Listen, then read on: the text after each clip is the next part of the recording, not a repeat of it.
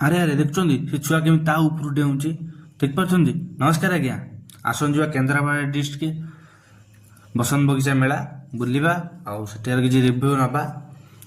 ଆଉ ମେଳାକୁ ଆସିବୁ ଆଉ ମଥୁରା କେକ୍ ଖାଇବୁନି, ଏମିତି ତ କେବେ ହେଇପାରିବନି।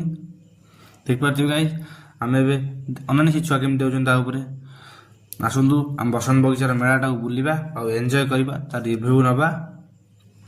ଆମେ ଗୋଟେ ଆଇସ୍କ୍ରିମ୍ ନେଇ ଆମେ ସେ ମେଳା ଭିତରକୁ ପଳେଇ ଆସିଛୁ। ଦେଖିପାରୁଥିବେ ଗାଇସ୍,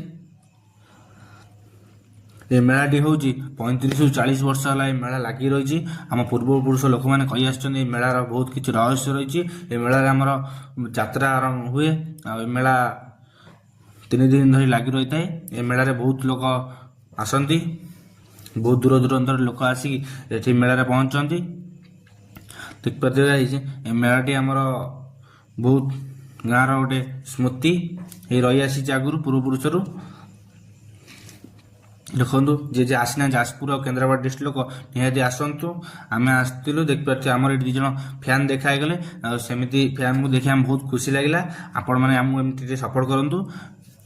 ଆଉ ଆପଣଙ୍କୁ এই ଭିଡ଼ିଓଟି 3 ଜଣଙ୍କୁ ଦେଇ ସେୟାର କରନ୍ତୁ ଆଣ୍ଡ ସବସ୍କ୍ରାଇବ୍ କରନ୍ତୁ। ଆପଣଙ୍କ ମାଆଙ୍କ ରାଣ। ଜୟ ଶ୍ରୀରାମ, ଜୟ ଜଗନ୍ନାଥ। ରହିଲି, ଟିକେ ନିହାତି ସବସ୍କ୍ରାଇବ୍ କରନ୍ତୁ।